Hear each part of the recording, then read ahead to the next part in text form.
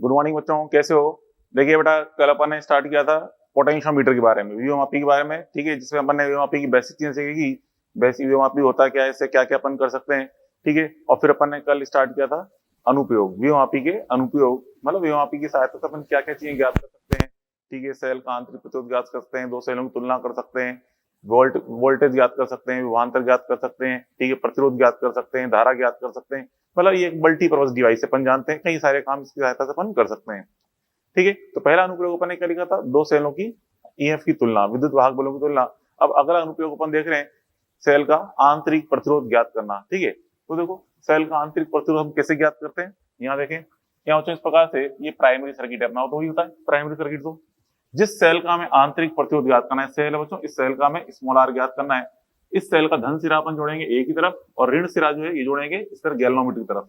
ठीक है, तो ये सेल का धन सिरा जोड़ दिया, ऋण सिरा गैल्वेनोमीटर तक जोड़ दिया अपन ने। ठीक है, और यहाँ बच्चों इस तरह से ये प्रतिरोध बॉक्स से मतलब ज्ञात रेजिस्टेंस आर है, ये अपन ने जोड़ रखा है। ठीक है, अगर मान लो बच्चों कुंजी ऑन है, तो कुंजी ऑन है तो यहाँ पे देख रहे हैं इस प्रकार से धारा प्रवाहित होगी। ठीक है, इस दिशा में यहाँ तो धारा जाएगी नहीं, क्योंकि गैल्वेनोमीटर में जीरो विक्षेप के लिए अपन बैलेंस लेंथ ज्ञात करते हैं। और अगर बच्चों यहाँ पे ये कुंजी ऑफ है, कुंजी ऑफ है, तो यहाँ पे धारा का मान क्या हो जाएगा, जीरो, मतलब सेल से कोई धारा निर्गत नहीं होगी। कुंजी अगर ऑफ है तो सेल से कोई धारा निर्गत नहीं होगी, अर्थात आई का मान क्या होगा, जीरो। तो पहले अपन चलो एक कंडीशन देखते हैं कि कुंजी ऑफ है। ठीक है, तो अपन देखें बच्चों, यदि की ऑफ, यदि की इज इक्वल टू ऑफ है, मतलब की अगर ऑफ है, तो की अगर ऑफ है तो समय सेल से कोई धारा नहीं निकल रही, अर्थात सेल से आई बराबर क्या बचा, कोई धारा। ठीक है, तो यहाँ पे हम देख रहे हैं, अर्थात यहाँ कहते हैं आर का मान क्या है, अनंत, यूं बोल सकते हैं। चलो मान लो कुंजी ऑन कर रखी, लेकिन आर का मान अनंत लेंगे तो भी धारा नहीं जाएगी, आर का मान अनंत लोगे तो भी यहाँ पे धारा प्रवाहित नहीं होगी। तो हम ये भी कह सकते हैं, अर्थात आर बराबर जीरो, अनंत, सॉरी अनंत, जीरो नहीं अनंत, आर बराबर अनंत। ठीक है, तो अगर सेल से कोई धारा निर्गत नहीं हो रही, अर्थात आर का मान अनंत है, तो उस केस में यहाँ पे जो हमें बैलेंस लेंथ मिलेगी, किसके लिए मिलेगी, देखिए यहाँ बच्चों अपन जानते हैं जी से चलेंगे ए तक, बैलेंस लेंथ किसकी मिलती है, जी से लेकर ए तक चलते हैं, जो सिग्मा भी आता है उसके लिए मिलती है। तो जी से ए तक चले, ये रेजिस्टेंस आया आर। ठीक है, यहाँ पे लेकिन धारा का मान कितना है, जीरो है, आई का मान जीरो है, तो यहाँ पे आई इंटू आर जीरो आएगा। चलो आगे बढ़े, फिर माइनस से प्लस, तो क्या है प्लस ई, पहुंच गए ए तक। तो हम किसके लिए मिली, ई के लिए, क्योंकि आई इंटू आर तो जीरो बन रहा है, तो हमें केवल किसके लिए मिली, ई के लिए, मतलब विद्युत वाहक बल के लिए। तो हम कह सकते हैं संतुलन लंबाई एल सेल के ईएमएफ ई के लिए प्राप्त होगी, ई के लिए प्राप्त होगी। ठीक है, अब ई के लिए प्राप्त होगी तो इक्वेशन क्या बन जाएगी बच्चों, पे ये हो जाएगी समीकरण ई बराबर एक्स एल, इसको मैंने समीकरण नंबर 1 नाम दे दिया। अब अगर कुंजी को ऑन कर दें, यदि की इज इक्वल टू ऑन, और अगर कुंजी को अगर अपन ऑन कर रहे हैं, ऑन कर देंगे, अर्थात सेल से अब धारा निर्गत हो रही है। ठीक है, अर्थात सेल से आई नॉट इक्वल टू जीरो है। ठीक है, सेल से धारा प्रवाहित हो रही है। ठीक है, तो यहां से हम कह सकते हैं इस कंडीशन में आर का मान क्या है। अब यहाँ पे देखो ये कह रहे हैं कि सेल को अपन ने यहाँ पे कुंजी ऑन किया, तो कुंजी ऑन करने पे सेल को हमने किससे शंटित कर दिया, आर से, मतलब सेल के समांतर क्रम में आर जोड़ दिया है। तो हम कह सकते हैं अर्थात सेल को आर से शंटित कर दिया है, आर से शंटित करने पर, सेल को आर से शंटित करने पर, अब तो यहाँ पे संतुलन लंबाई जो अब मिलेगी हमें एल डैश, वो किसके लिए प्राप्त होगी, टीपीडी के लिए। ठीक है, तो यहाँ पे संतुलन लंबाई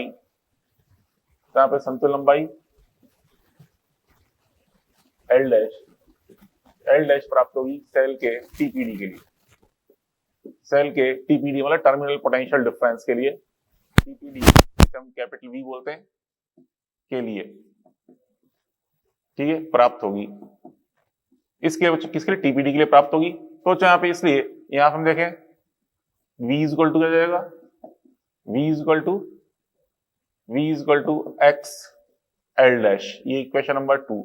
अब बच्चों टीपीडी के लिए प्राप्त होगी, क्यों प्राप्त होगी टीपीडी के, चलो ये समझा दूं आपको। देखिए अब यहाँ पे धारा प्रवाहित हो रही है, इसमें आई धारा प्रवाहित हो रही है, तो देखो जी से लेकर ए तक चले, जी से ए तक चले, पहले आर आया, हम धारा की दिशा में चल रहे हैं, क्या लिखेंगे माइनस आई आर, ठीक है। फिर आगे गए तो माइनस से प्लस गए तो क्या प्लस ई हो जाएगा, मतलब ई माइनस आई आर, ए तक पहुंच गए अपन, तो कितना बना ई आर, सिग्मा वी का मान क्या बना ई माइनस आई आर, जो क्या होता है टीपीडी होता है। क्या हम देख रहे हैं v equal to X L dash, ठीक है, जहां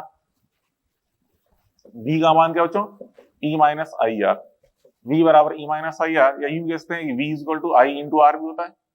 कैसे होता है नीचे आप देखते हैं आप बच्चों, इसमें अगर मैं इस वाले पथ के थ्रू यहाँ जाता है तक, तो इस वाले पथ के थ्रू जाएंगे तो रेजिस्टेंस आर हम करंट के विपरीत चल रहे हैं, तो क्या जाएगा प्लस आई आर, तो प्लस आई आर आ जाएगा। तो इस प्रकार से टीपीडी का मान v बराबर आई आर भी होता है, ठीक है। अब बच्चों यहाँ पे हमारा उद्देश्य क्या है बच्चों, आर का मान निकालना है, पर्पस हमारा आर निकालना है, तो आर निकाले यहाँ से, ठीक है, तो आई इंटू आर बराबर क्या हो जाएगा ई माइनस वी, ठीक है। तो यहां से अगर मैं निकालूं आर का मान, तो आर बराबर क्या आएगा, इसे आई का भाग लगा दो, E minus V upon I, R बराबर E minus V upon I. अब बच्चों यहाँ पे एक काम करें, ऊपर नीचे आर से गुणा कर देते हैं। क्यों गुणा किया बच्चों मैंने, क्योंकि नीचे यहाँ पे आई इंटू आर का मान क्या बन जाएगा वी, क्योंकि हमें धारा का मान तो पता नहीं है, लेकिन वी का मान तो पता ही समीकरण से एक्स एल डैश है, तो वी बनाने के लिए मैंने यहाँ पे आर से ऊपर नीचे मल्टीप्लाई कर दिया, ताकि नीचे आई इंटू आर को लिख दूं, वी लिख दूं। तो देखो क्या जाएगा, ये आर बराबर E minus V upon V into R. अब बच्चों यहाँ पे ई एंड वी का मान समीकरण 1 से रखें और 2 से रखें, तो इक्वेशन 1 से तो एक्स एल है, ये वी का मान एक्स एल डैश, नीचे X L dash into R, तो जगह जगह यहाँ से एक्स को कॉमन लेके काट दो, तो आ गया आर का फॉर्मूला, आर बराबर L minus L dash upon L dash into R, ये आ गया रिजल्ट, ठीक है। अब यहाँ पे ये सूत्र तो खैर इंपॉर्टेंट है इसी, लेकिन आप ये भी याद रखें कि एल और एल डैश क्या है, क्योंकि एग्जाम में ये चीज काम आती है, सूत्र रटने से काम नहीं आएगा। एल क्या है, एल डैश क्या है। एल क्या बच्चों, सेल के आंतरिक प्रतिरोध ज्ञात करते समय वो संतुलन लंबाई है जब सेल खुले परिपथ में है, मतलब जब सेल को हमने आर से शंटित नहीं किया है, या कहते हैं अगर किया है तो आर का मान अनंत लिया है, या कहते हैं सेल से जब धारा निर्गत नहीं हो रही उस समय संतुलन लंबाई है, कुछ भी लिखा हुआ सकता है, ठीक है। और एल डैश क्या है, जब सेल को आर से शंटित किया, या कहते हैं सेल की टर्मिनल पोटेंशियल डिफरेंस के लिए संतुलन लंबाई, वो एल डैश है यहाँ पे, ठीक है। तो चलो इसको बेटर समझने के लिए 2 एग्जाम्पल अपन देख लेते हैं जो कि एग्जाम में पूछे गए।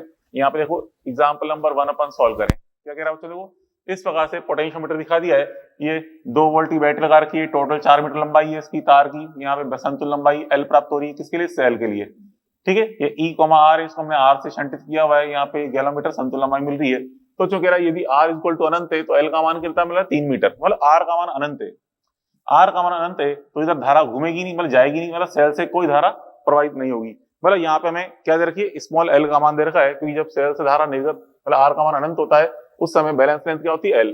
तो जब आर का मान अनंत है मतलब आपको एल दे रखी है, ठीक है। और जब आर का मान 9.5 ओम है, मतलब आर का मान 9.5 ओम है, तो हमें एल डैश दे रखा है, मतलब एल और एल डैश हमें क्लियर गिवन है, ठीक है। और आर का मान दे रखा है 9.5, ठीक है। बस सॉल्व करके आंतरिक प्रतिरोध निकालना है, तो कुछ नहीं करना, डायरेक्ट फॉर्म में इस क्वेश्चन है, R equal to L minus L dash upon L dash into are.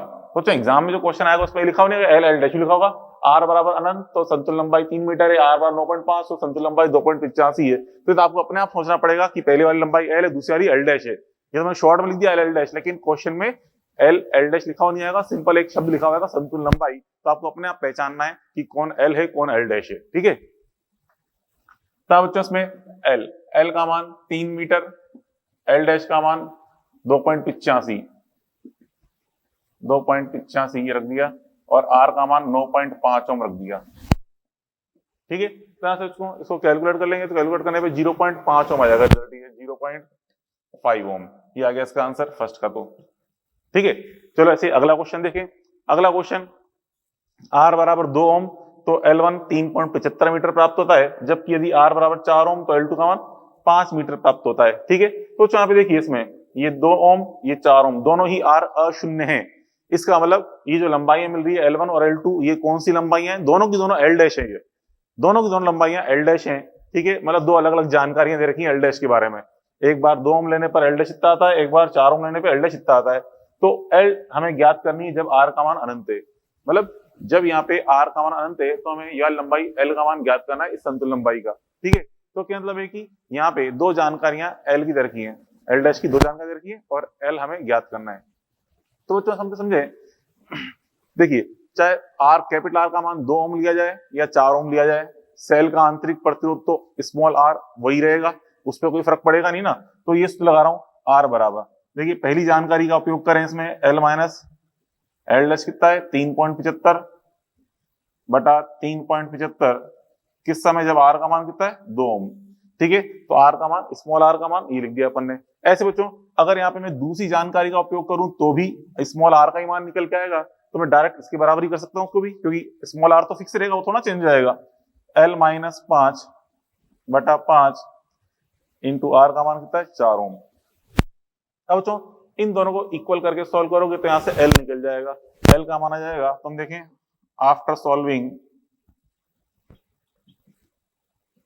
ठीक है, तो यहाँ पे सॉल्व करके देखें तो यहाँ से एल का मान होता है 7.5 मीटर, तो यहाँ से एल का मान 7.5 मीटर आ जाएगा। ठीक है, इस आर, फिर एल का मान यहाँ रख दोगे इसमें, तो आर का मान निकल जाएगा 2 ओम, आर बराबर 2 ओम आ जाएगा, आर बराबर 2 ओम। ठीक है, तो इस प्रकार से बच्चों यहाँ से अपन सॉल्व करके ज्ञात कर सकते हैं, मतलब 7.5 यहाँ रखेंगे तो 7.5 यहाँ रखने पर आर का मान 2 ओम आ जाएगा। तो इस प्रकार से अपन ने ये कैलकुलेशन करी, इस प्रकार से अपन ने 2 क्वेश्चन सॉल्व कर लिए, दोनों आंतरिक प्रतिरोध पर आधारित हो गए। ठीक है, बात पहले पड़ी, तो अपन ने ज्ञात किया सेल का आंतरिक प्रतिरोध। अब बच्चों यहाँ पे नेक्स्ट अपन समझे अगला अनुप्रयोग R1 व R2 की तुलना। मींस आपको 2 प्रतिरोध दिए जाएंगे, एक R1 और एक R2, इसका अनुपात हमें बताना है कि R1 बटा R2 क्या होगा। ठीक है, तो देखो ये प्राइमरी सर्किट है इसे अपना।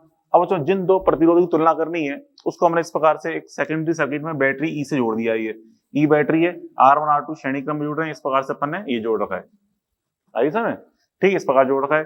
अब बच्चों देखो यहाँ पे इसमें जो R1 का जो लेफ्ट एंड है, मतलब हाई पोटेंशियल वाला सिरा है, उसको अपन एस जोड़ दिया, और राइट एंड मतलब लो पोटेंशियल वाला सिरा गैलोमीटर जोड़ दिया है। तो अपन जानते हैं धारा किधर जाती है बच्चों, धारा हाई पोटेंशियल से लो पोटेंशियल, तो इधर का सिरा हाई पोटेंशियल पे, इधर का सिरा लो पोटेंशियल पे ही है। ऐसे बच्चों यहाँ पे अपन ने एक कनेक्शन यहाँ से भी ले लिया इस जगह, ठीक है, R2 के दाईं तरफ से एक कनेक्शन यहाँ पे ले लिया। ठीक है, इधर कुंजी K1 है, ये कुंजी K2 है। ठीक है, अब बच्चों यहाँ पे अगर मैं ओनली K1 को ऑन करूं, ठीक है, केवल K1 को ऑन करेंगे तो बैलेंस लेंथ हमें किसके लिए मिलेगी, देखिए यहाँ पे ओनली K1 को ऑन कर रहा हूं, ओनली K1 ऑन, ओनली बच्चों अगर आप K1 को ऑन करोगे, देखिए इस K1 को, यहाँ पे इस K1 को ऑन करेंगे तो यहाँ से हम देखेंगे इधर K1 को मैंने ऑन कर दिया इधर, तो अब देखो G से चले A तक, तो G से चलेंगे A तक, यहाँ से चले या R1, हम धारा के विपरीत चल रहे हैं, तो क्या आएगा I इंटू R1, फिर पहुंच जाएंगे A तक। मतलब हमें संतुलन लंबाई किसके लिए मिलेगी, I इंटू R1 के लिए, मतलब इसके सिरों पर जो विभवांतर है उसको चलो V1 बोल रहे हैं, V1 के लिए मिलेगी संतुलन लंबाई, मतलब V1 के लिए मतलब I इंटू R1 के लिए, तो V1 के लिए मिलेगी हमें संतुलन लंबाई। ठीक है, तो हम लिख दिया यहाँ पे I R1 बराबर,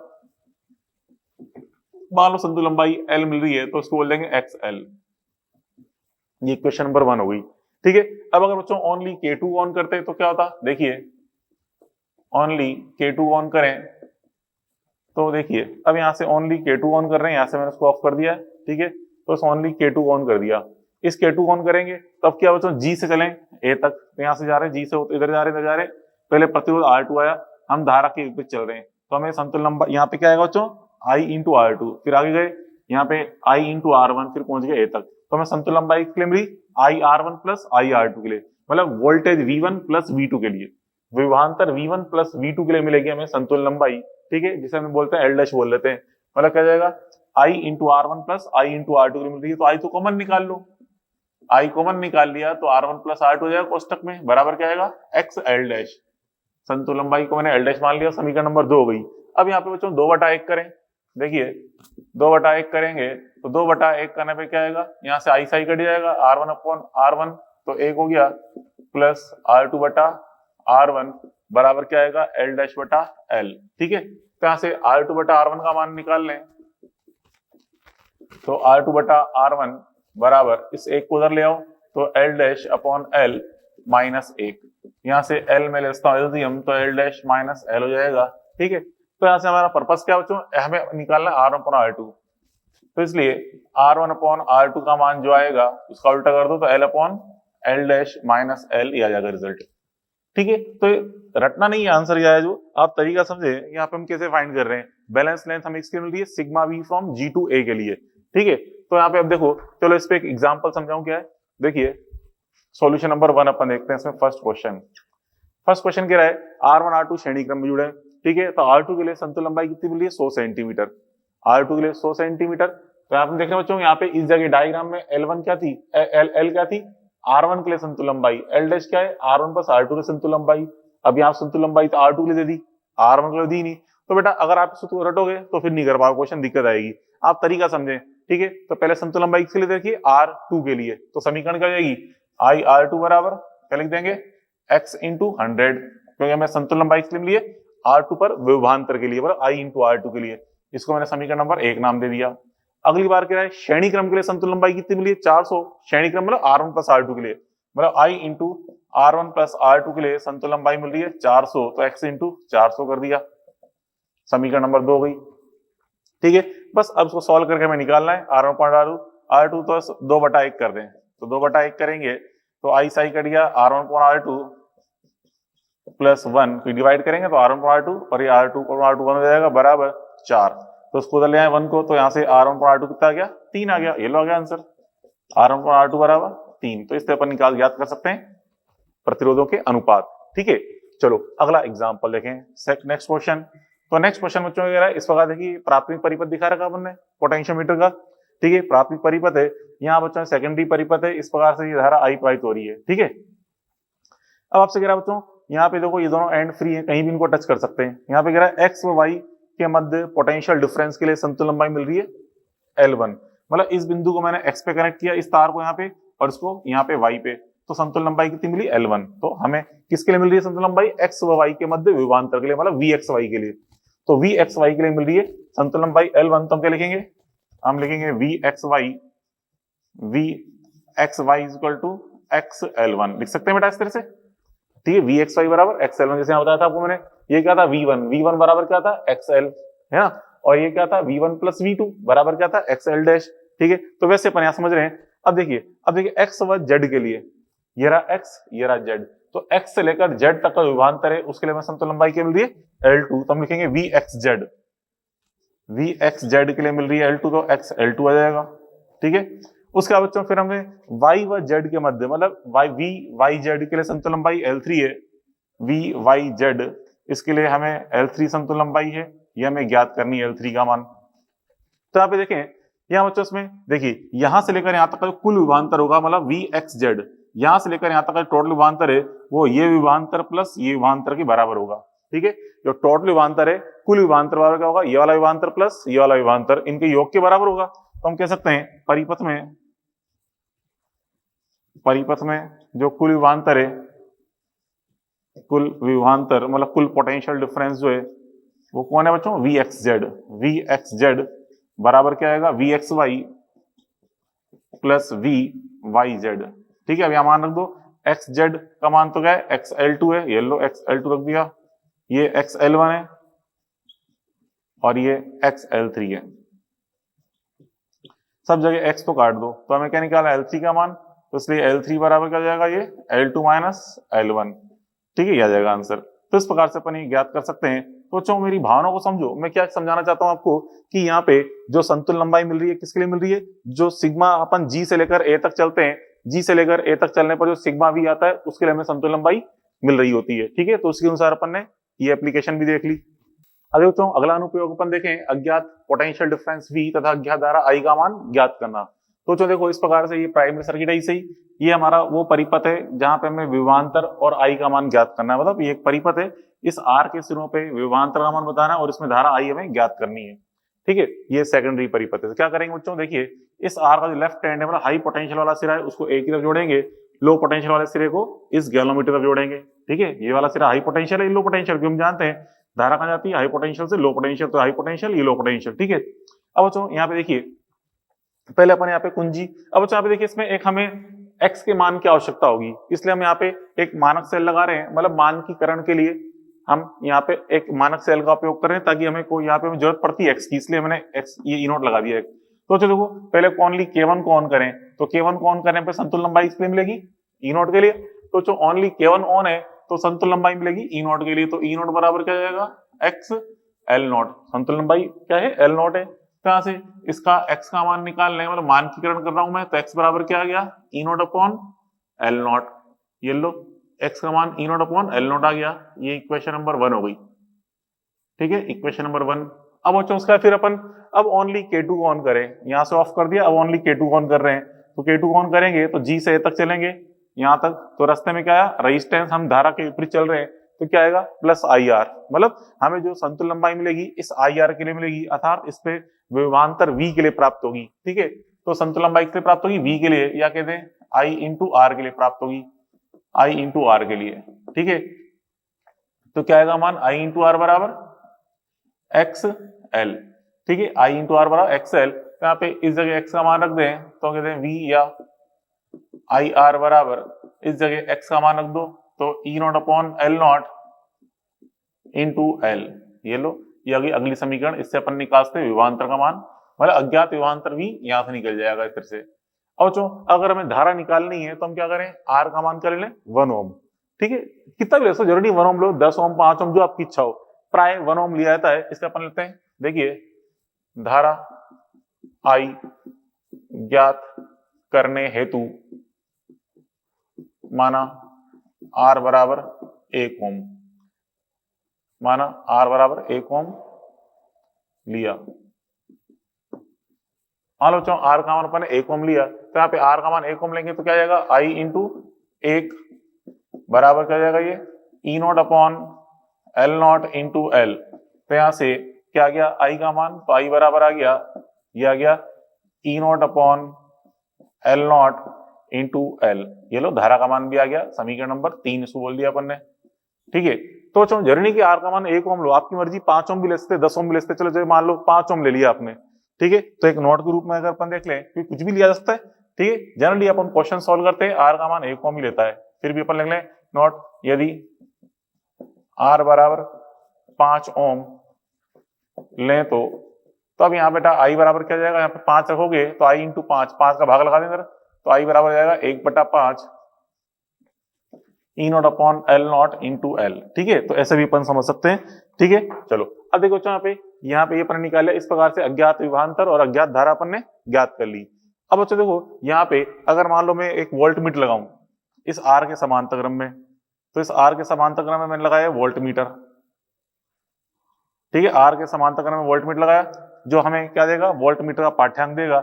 ऐसे बच्चों यहाँ पे अगर मान लो इसके श्रेणी क्रम में अमीटर लगा दूं, मतलब धारा ज्ञात करनी है किसी अमीटर की सहायता से, तो मैं अमीटर का जोड़ूंगा श्रेणी क्रम में। ठीक है, विभवांतर निकालना है वोल्ट मीटर की सहायता से, धारा निकालनी है अमीटर की सहायता से, तो इस प्रकार से अपन जोड़ेंगे। तो यहाँ से हम देखें स्टार पॉइंट ग्रुप में लिखे, यहाँ पे देखिए यदि R के समांतर में वोल्ट मीटर तथा श्रेणी में अमीटर लगाने पर इनका पाठ्यांक क्रमशः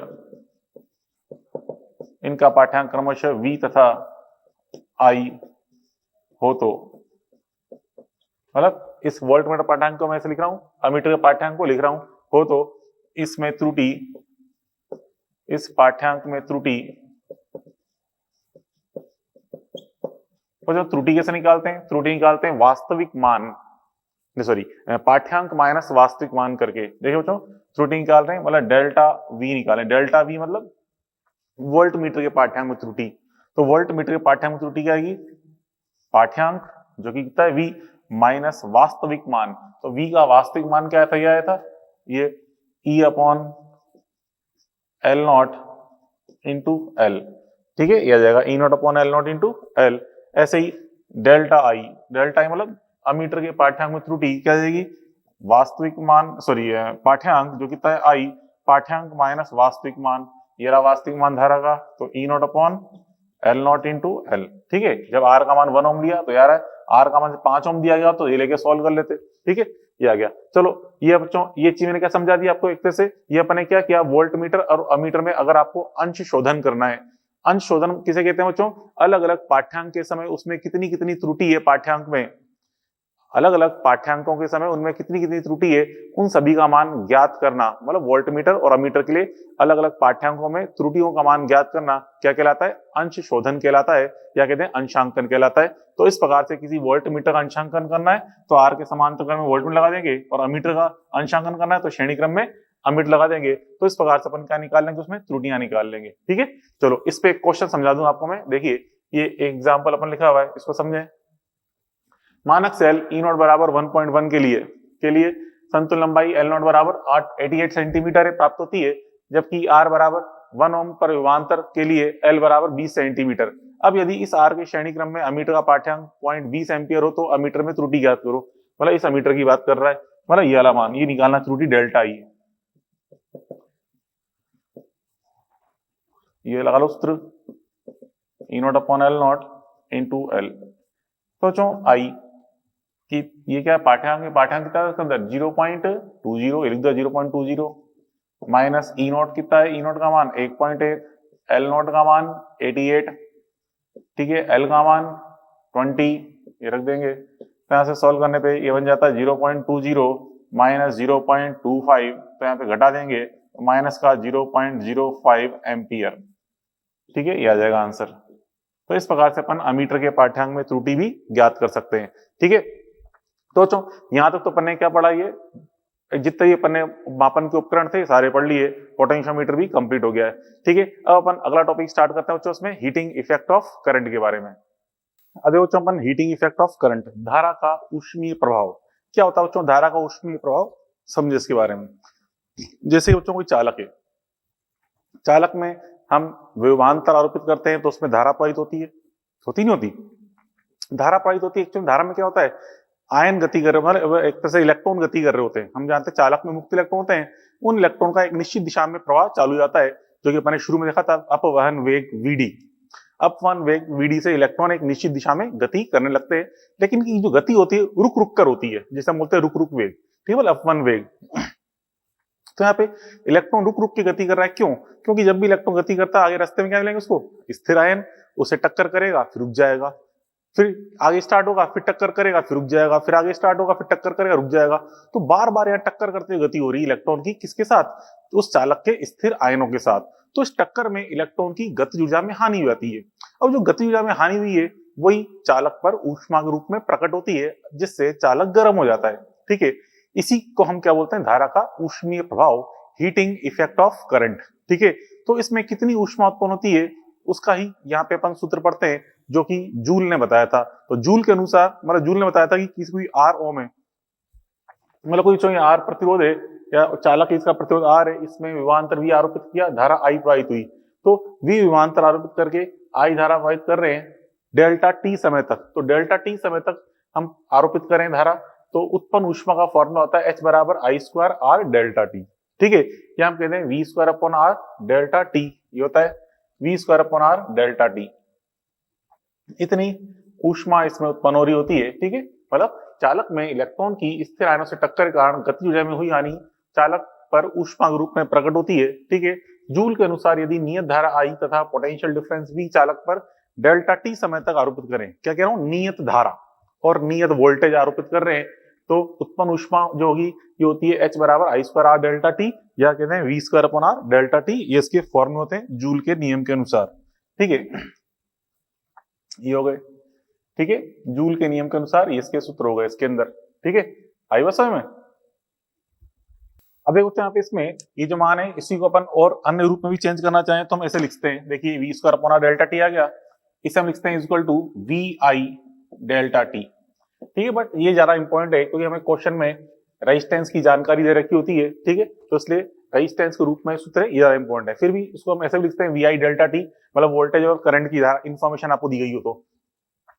और बच्चों ये हम जानते हैं आई स्क्वायर आर क्या है, शक्ति है, तो उसको हम ये लिखते हैं शक्ति इंटू डेल्टा टी, मतलब पावर इंटू डेल्टा टी, ऐसे लिखते हैं कि आई स्क्वायर आर किसको शो करता है, शक्ति को। ठीक है, तो शक्ति इंटू डेल्टा टी ये लिख दिया अपन ने।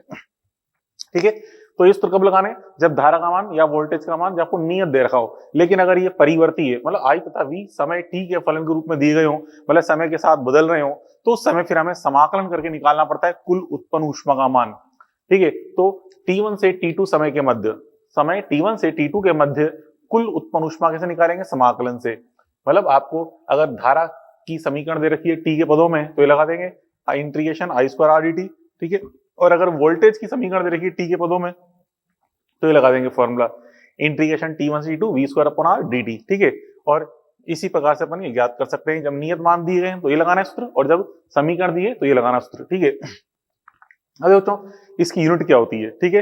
हीट अपन जानते हैं बच्चों क्या है, एक तरह से ऊर्जा है। ऊष्मा एक्चुअल में ऊर्जा होती है, तो जो ऊर्जा के मात्रक होते हैं वही सारे मात्रक हीट के भी होंगे, ठीक है। तो यहाँ समझेंगे हीट जो एच अपन देख रहे हैं, ऊष्मा, इसकी जो एनर्जी की जो यूनिट सेम होती है। एस आई मात्रक तो क्या था, वाट इंटू सेकंड। कहां से आया बच्चों वाट, देखिए तो शक्ति इंटू डेल्टा टी, शक्ति का मात्रक क्या होता है वाट, और समय का मात्रक क्या होता है सेकंड। तो शक्ति की तो अपन ने यहाँ पे वाट लगा दी, ठीक है, और समय के लिए क्या लगा दिया सेकंड। तो यहाँ पे वाट इंटू सेकंड, इस वाट इंटू सेकंड को हम क्या बोलते हैं, जूल बोलते हैं, ठीक है। तो वाट इंटू सेकंड को बोल दिया जूल, ये इसका एसआई मात्रक है। सीजीएस यूनिट क्या होती है, अर्ग होती है, ठीक है। एक अर्ग में होता है 10⁻⁷ जूल, या कहते हैं एक जूल बराबर होता है 10⁻⁷ अर्ग, ठीक है। और प्रैक्टिकल यूनिट इसका जो प्रायोगिक मात्रक है ये होता है कैलोरी। एक कैलोरी में होता है बच्चा 4.2 जूल, 1 कैलोरी बराबर 4.2 जूल। इस 4.2 को हम यहाँ पे जे से निरूपित करते हैं, तो जे जूल कह सकते हैं। अन्य मात्रक होता है बेटा इसका इलेक्ट्रॉन वोल्ट, ठीक है, ईवी, इलेक्ट्रॉन वोल्ट, जो कि अपन इलेक्ट्रोस्टैटिक के अंदर देख चुके हैं। 1 ईवी बराबर होता है 1.6 इंटू 10⁻⁻19 जूल होता है, ठीक है। और जो इसका कमर्शियल मात्रक है, मतलब व्यवसायिक मात्रक, व्यवसायिक मात्रक की बात करें, व्यवसायिक मात्रक बच्चों मतलब जैसे कि अपन जो इलेक्ट्रिसिटी यूज करते हैं, गवर्नमेंट को बिल पे करते हैं, ठीक है। जैसे अपन ने आपने एक महीने के अंदर मान लो आपने 100 यूनिट यूज करी या 200 यूनिट यूज करी, उसके अकॉर्डिंग हम बिल पेमेंट करते हैं गवर्नमेंट को, ठीक है। तो उसे बोलते हैं यूनिट। जो अपन यहाँ पे यूनिट यूज करें ना, इलेक्ट्रिसिटी अपन यहाँ हीट कितनी एनर्जी यूज की है, उस यूनिट को अपन यहाँ पे बोलते हैं BOTU, board of trade unit. Board of trade unit, इसका मान बराबर होता है किसके, किलोवाट इंटू आवर के बराबर। मतलब 1 यूनिट अपन ने खर्च की, मतलब कितना खर्च किया, 1 किलोवाट आवर। अब किलोवाट आवर को दो किलो का मतलब 10⁻3, घंटे को सेकंड में लिखें तो 3600 सेकंड। तो क्या हो जाएगा, 10⁻3 तो वाट है और 3600 सेकंड है, तो ये क्या हो गया, इसको गुणा करें तो 3.6 गुणा 10⁻6, और वाट इंटू सेकंड को लिख दिया मैंने जूल। 3.6 गुणा 10⁻6 जूल, मतलब 10 की यहाँ होगा 36 लाख जूल, मतलब 36 लाख जूल। मतलब एक यूनिट अगर आप यूज कर रहे हो, इसका मतलब कितनी एनर्जी खर्च किया आपने, 36 लाख जूल ऊर्जा का आपने यहाँ पे उपयोग किया है, ठीक है। ये चीज अपन देखी। अब बच्चों यहाँ पे देखिए इसमें जो क्वेश्चन बनते हैं, ज्यादातर क्वेश्चन क्या होते हैं, देखिए जब भी बच्चों क्वेश्चन में आपको जनरली क्या होता है, जैसे दो प्रतिरोध हैं, दो श्रेणी क्रम में जुड़े हुए हैं, तो श्रेणी क्रम में अपन जानते हैं क्या समान होता है, क्या समान होता है, धारा का मान। श्रेणी क्रम में धारा समान होती है, तो फिर हम इस सूत्र का उपयोग करेंगे, H = I² R delta T. धारा समान है तो H समानुपाती क्या आएगा, R। मतलब दो प्रतिरोध श्रेणी क्रम में जुड़े हुए हैं, आपसे कहा जाए उन पर ऊष्मा का अनुपात ज्ञात करो, तो हम देखेंगे H1/H2 बराबर क्या करेंगे, R1/R2। क्योंकि धारा समान है इसलिए H समानुपाती R आएगा। और समांतर क्रम की बात करें तो समांतर क्रम में वोल्टा सेम होती है, मतलब विभवांतर समान होता है, तो उसका उपयोग कर लेंगे, तो H समानुपाती क्या जाएगा 1/R। मतलब क्या समझाना चाहता हूं, मेरी भावना को समझो। देखिए यहाँ पर देखें श्रेणी में, मतलब दो प्रतिरोध अगर श्रेणी क्रम में जुड़े हुए हैं, धारा क्या होती है समान, श्रेणी क्रम में धारा समान होती है, तो यहाँ पे धारा का मान समान है, तो इसलिए अपन देखेंगे H समानुपाती क्या लगाएंगे बच्चों, H समानुपाती लगाएंगे R। H समानुपाती R क्यों, क्योंकि यहाँ पे हम देखें H बराबर क्या होता है, I² R डेल्टा टी, इसका यूज करेंगे, ठीक है। जबकि समांतर क्रम में अपन देखें, समांतर क्रम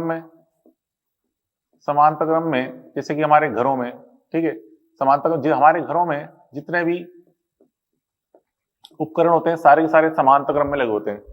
हमारे घरों में जितने भी उपकरण हैं सारे के सारे समांतर क्रम में लगे होते हैं। तो क्वेश्चन में कहा जाए कि घरों में दो प्रतिरोध जुड़े हुए, इसका मतलब हमें समांतर क्रम के अनुसार देखना है, ठीक है। समांतर क्रम में क्या समान होता है बच्चों, वोल्टेज V = सेम। अब V = सेम है तो यहाँ से H समानुपाती क्या हो जाएगा 1/R। H is proportional to 1/R का प्रयोग करेंगे, ठीक है, क्योंकि H बराबर क्या लगाया आपकी और फॉर्मूला V²/R डेल्टा टी, इसका उपयोग करेंगे V²/R डेल्टा टी का, ठीक है। तो यहां से हम देखें H समानुपाती क्या है 1/R। चलो इस पे बेस एक एग्जांपल समझाऊं। सॉल्यूशन नंबर 1 अपन देखें क्या है। क्वेश्चन फर्स्ट कह रहा एक घर में दो समान हीटर कुंडलियां, और जो हीटर कुंडली बोल ले या प्रतिरोध बोल ले या फ्यूज तार बोल ले, इन्हें हमें क्या मानना होता है, प्रतिरोध। आगे भी आएंगे क्वेश्चन, देखना जब भी क्वेश्चन बल्ब की बात करे या हीटर कुंडली की बात करे या फिर बच्चों फ्यूज तार की बात करे, तो हमें इन्हें प्रतिरोध मानकर सॉल्व करना होता है, ठीक है। क्या मानते हैं, प्रतिरोध, ठीक है। तो एक घर में दो समान हीटर कुंडलियां और दो समान प्रतिरोध। श्रेणी क्रम में जुड़े हुए हैं, श्रेणी क्रम में H1 ऊष्मा उत्पन्न करते हैं और उनको अगर समांतर क्रम में जोड़े तो कुल कितनी ऊष्मा उत्पन्न होती है H2। तो H1 बटा H2 निकालना है। तो बच्चों देखो यहाँ पे श्रेणी में अगर अपन देखें नेट मान क्या होगा, दो प्रतिरोधों को श्रेणी क्रम में जोड़ रखा है अपन ने, तो श्रेणी में नेट R1 बराबर क्या हो जाएगा, R प्लस R बराबर क्या हो जाएगा 2R। जबकि दोनों को अगर अपन ने समांतर क्रम में जोड़ा तो समांतर क्रम में इनका कुल प्रतिरोध को मैंने R2 बोल दिया, तो R2 इक्वल टू क्या बन जाएगा R/2। अब अपन जानते हैं बच्चों घरों में समांतर क्रम में मतलब घरों में क्या चीज समान होती है, वोल्टेज। ठीक है, तो घरों में वोल्टेज का मान समान होता है V इक्वल टू सेम। तो V इक्वल टू सेम मतलब H समानुपाती क्या लगाएंगे 1/R। H समानुपाती 1/R का प्रयोग करेंगे तो बेटा H1/H2 बराबर R2 बटा R1। तो R2 का मान R/2, R1 का मान 2R। तो क्या आ गया आंसर, ये 1/4 ये आ जाएगा आंसर। H1/H2 का मान 1/4 ये रिजल्ट आ जाएगा। ठीक है, चलो अगला क्वेश्चन अपन देखें। नेक्स्ट क्वेश्चन, अगला क्वेश्चन कह रहा है कि यदि 2 ओम पर प्रति सेकंड उत्पन्न ऊष्मा 12 कैलोरी है, ठीक है, 2 ओम पर प्रति सेकंड उत्पन्न ऊष्मा 12 कैलोरी है, तो प्रति सेकंड कुल उत्पन्न ऊष्मा बतानी है हमें इस पूरे निकाय में, इस पूरे परिपथ में कुल कितनी ऊष्मा उत्पन्न हो रही है प्रति सेकंड, ये हमें ज्ञात करनी है। तो चलो देखो शुरुआत करते हैं यहाँ से। देखिए हमें 2 ओम की जानकारी दे रखी है, पहले 3 ओम पे निकालते हैं। 2 ओम और 3 ओम क्या बना रहे हैं आपस में, श्रेणी क्रम बना रहे नहीं बना रहे। तो यहाँ पे देखें 2 ओम श्रेणी क्रम 3 ओम है, तो इन दोनों में श्रेणी क्रम में हम जानते हैं समानुपाती का उपयोग करेंगे 1/R का। ठीक है, सॉरी एस समानुपाती R का उपयोग करेंगे, H is proportional to R का उपयोग करेंगे। ठीक है, इसलिए बच्चों यहाँ पे H3/H2 अगर निकालूं तो H3/H2 बराबर क्या जाएगा, यहाँ पे जाएगा 3 ओम बटा 2 ओम। तो यहाँ से H3 का मान कितना है बेटा, H3 का मान H3 बराबर, तो यहाँ से इधर गुणा कर देंगे H2 इंटू 3/2। तो H2 का मान कितना दिया है, 2 पे कितनी ऊष्मा उत्पन्न हुई 12 कैलोरी, तो उसको रख देंगे 12 कैलोरी गुणा 3/2। तो कितना आ गया ये हो जाएगा 18 कैलोरी। तो यहाँ पे हम देखा 3 ओम पे प्रति सेकंड कितनी ऊष्मा आई, 18 कैलोरी ऊष्मा प्राप्त हो रही है, अपने निकाल लिया। ठीक है, अब बच्चों उसके बाद देखिए ये तो 3 ओम की ऊष्मा आ गई, 2 ओम पे तो आ रही है 12, इस पे आ रही है 18। अब ये दोनों क्या बनाए, श्रेणी क्रम बना रहे थे, इसका नेट मान कितना आ गया 5 ओम। अब ये बच्चों 5 ओम 10 ओम के साथ क्या बना रहा है, समांतर क्रम। तो 5 ओम समांतर क्रम 10 ओम है, ठीक है, हम देख ही रहे हैं। तो यहाँ पे H समानुपाती 1/R का उपयोग करेंगे, तो यहाँ पे H10/H5 लिखें तो क्या आएगा, ये व्युत्क्रमानुपाती है, तो 5 ओम बटा 10 ओम करना पड़ेगा। तो यहाँ से हम देखें क्या आ जाएगा मान, इस देखो 5 से 10 कट जाएगा, 2 बार कट जाएगा, ये 2 बार कट जाएगा। तो H10 का मान निकालें तो कितना आएगा, H10 बराबर 1/2 H5। तो बच्चों 1/2 H5 का मतलब 5 ओम पे उत्पन्न कुल ऊष्मा। 5 ओम किससे बना है, 2 ओम 3 ओम से बना हुआ है, तो 2 ओम की ऊष्मा थी 12, 3 ओम की कितनी थी 18, तो 2 मतलब 12 प्लस 18 करेंगे तो कितना जाएगा 20, ये आ जाएगा 30। ठीक है, 12 कैलोरी प्लस 18 कैलोरी तो कितना हो गया 30, 30 में 2 का भाग लगा दें कितना जाएगा 15 कैलोरी। तो यहाँ पे हमने देखा 10 ओम पे कितने आ गई 15 कैलोरी। अब यहाँ पे हमसे पूछा निकाय में टोटल ऊष्मा पूछी है H टोटल, तो H टोटल निकाय में हम देखें 3 प्रतिरोध हैं, 2 ओम 3 ओम और 10 ओम, मतलब हम क्या करेंगे इन तीनों का योग करेंगे। ठीक है, मतलब 2 ओम पे कैलोरी ऊष्मा, 3 ओम पे ऊष्मा एंड 10 ओम पे ऊष्मा। तो 3 इनका मान रख दो, 2 ओम पे तो 12 है, 3 ओम पे 18 है, 10 ओम पे 15 है, तो कितना जाएगा ऐड करेंगे तो 45 कैलोरी। तो निकाय में प्रति सेकंड कितनी ऊष्मा उत्पन्न हो रही है बेटा 45 कैलोरी। ठीक है, तो इस तरह से अपन ज्ञात करते हैं। ठीक है, तो ये अपन ने बच्चों धारा के ऊष्मीय प्रभाव पे 2 एग्जाम्पल अपन ने देखे। ठीक है, और भी क्वेश्चन कई सारे क्वेश्चन अपन सॉल्व करेंगे। चलो फिर आज के लिए इतना बहुत है, कल मिलते हैं। Okay, good bye.